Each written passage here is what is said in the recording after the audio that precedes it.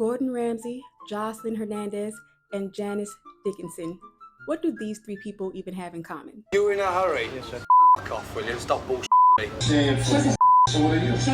I'm too. I ain't tripping about me being I think Brooke looked messy. Come on, this is America's Next Top Model. She showed up looking like she just rolled out of bed. They be going the off on people. They are mean. Hey, it's Wildflower and welcome back to Wild Recaps. Let's talk about Gordon first. Gordon Ramsay is 58 years old, born in November in Johnstone, Scotland. Gordon came into fame in 1999 on a show called The Boiling Point when he was 33 years old. Some say he was scarier on this show compared to Hell's Kitchen. So what about open your big French eyes and looking for white plasters? I was in a hurry, sir. You were in a hurry? Yes, sir. F*** off, will you? Stop bullshitting.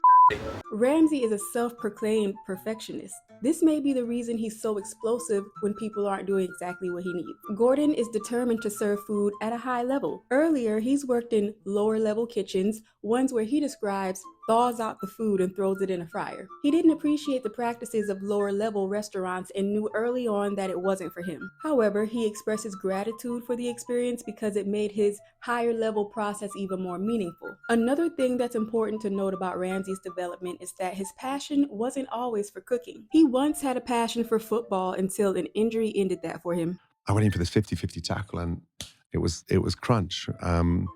And I laid there and tore my cruciate ligament and smashed my cartilage. Trying to get over the devastation of his football career being over, he went to school and started learning catering to find his independence. He also expressed seeing his father hold on to things that didn't help him provide and weren't really working for him. He didn't want to be like his father, therefore he was able to focus on something else and, in his words, be decisive. So after learning about his background and how he got into food, you start to understand his personality. To me, he sounds like he's hardcore about his passions because he is interested in being better and the best. He doesn't want to put his family in the position he felt his father did by not providing. Completely understandable, right? So are all the outbursts and insults justified in that case? Do me a favour. Yes, sir. Take that off. And off out of here. Get out! Get out!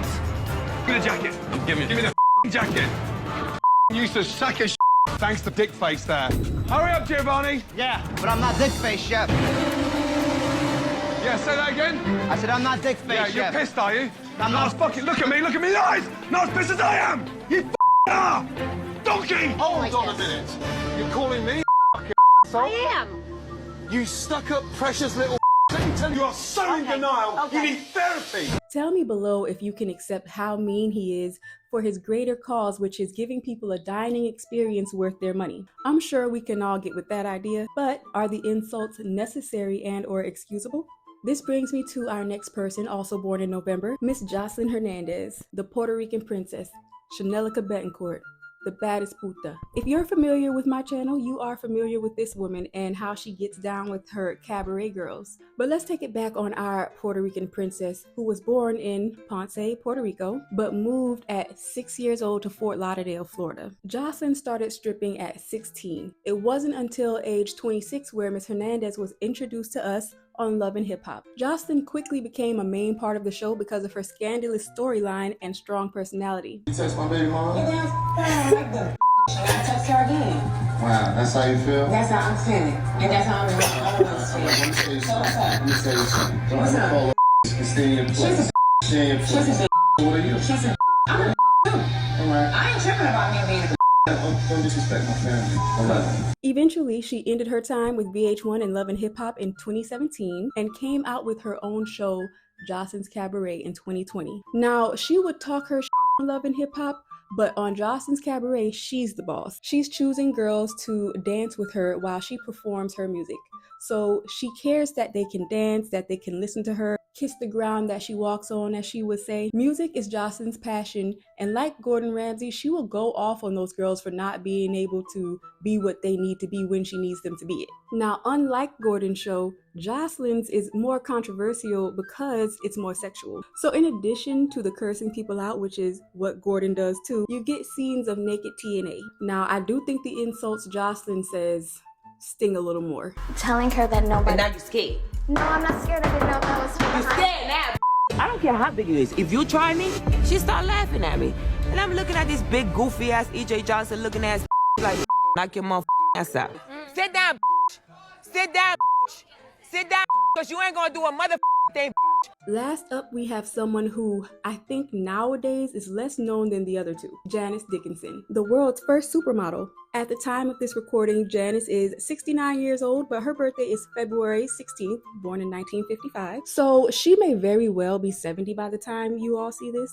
She was born in New York, but raised in Florida, like Joseline Hernandez, but in a different part, Hollywood, Florida. Now back to her being the first supermodel. This is something I believe for years, but when you do some research, you'll see other names, including Lisa Fonsagraves, Evelyn Nesbitt, Dorian Lee, Jean Shrimpton, Gia Karanji, Audrey Munson. I hope I pronounced those correctly. Looking deeper into the active years and the years they were born, to me it seems like Evelyn Nesbitt or Audrey Munson were the actual first, both born towards the end of the 1800s with career start dates around the 1900s, the beginning of the 1900s, which sounds so wild to say, you know, the beginning of the 1900s, the end of the 1800s. But this segment is about Janice, the one I believe to be the first model before researching for this video. Janice Dickinson was introduced to me through the old show people love to hate on, America's Next Top Model. People have so much to say about that show now, but we were faithfully watching. Stay tuned for that video. Anyway, Janice,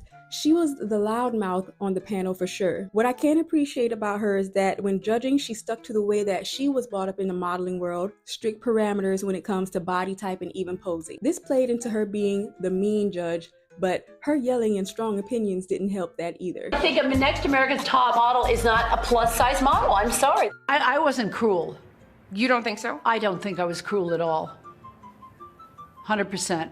I was correct. Also, if you haven't noticed, Janice was born 2 days after Valentine's Day. I have to assume she's a lover girl. Not just because of that, but apparently she was married 4 times. She walked so J-Lo could run. Out of 4 marriages, the shortest one was 1 year. She also has a 2-year marriage in that lineup. Janice moved away from Florida right after high school in efforts to not get caught up in the small town BS back at home, as she described as being a beach bum and doing drugs. She unfortunately ended up going through those type of struggles anyway. Throughout her career, Janice has struggled with drugs and alcohol. Of course, she's accomplished a lot too. She obtained her own TV show as well in 2006, the Janice Dickinson Modeling Agency, a reality show about her running her own modeling agency. The models lived in a house together, so in addition to Janice's harshness, they definitely had their own drama. And we have a gym out there in case you want to use it at some point in time. You got fat jokes, I got a switchblade to cut your ass too. The Janice Dickinson Modeling Agency ran as a show for 4 seasons.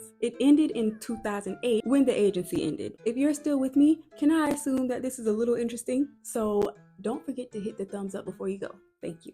Now, out of all 3 people here, Mr. Gordon Ramsay, the toppest of the top chefs and restaurateurs, Miss Joseline Hernandez, the Puerto Rican princess, the exotic dancer, the music artist, and Miss Janice Dickinson, the supermodel, the modeling agent, and one of Tyra's most memorable judges. Which one did you learn most about today? Let me know down in the comments. I've enjoyed all 3 of these people on TV. Lately, I've been watching a lot of Joseline and Gordon Ramsay. Kitchen Nightmares and MasterChef have been comfort shows for me lately. When it comes to how I feel about, you know, them speaking to people the way that they do, I know I wouldn't like to be spoken to like that. I don't care what you're teaching me, what type of opportunity you're giving me. I feel like you can still teach me those things and give me those things without talking to me like that. And you can still even be hard on me, you know? They do go a little too far from my liking. However, I have to admit that I do enjoy it on TV. I enjoy Joseline. She shocks me. Well, I'm not too shocked anymore, but how they act is good for TV. The important thing to always remember is anyone who is on a show with them had signed up for it. That helps, right? That helps soften the blow of, wow, they're being treated so mean. It is all entertainment at the end of the day. Anyway, thank you so much for sticking around. I'll see you next recap.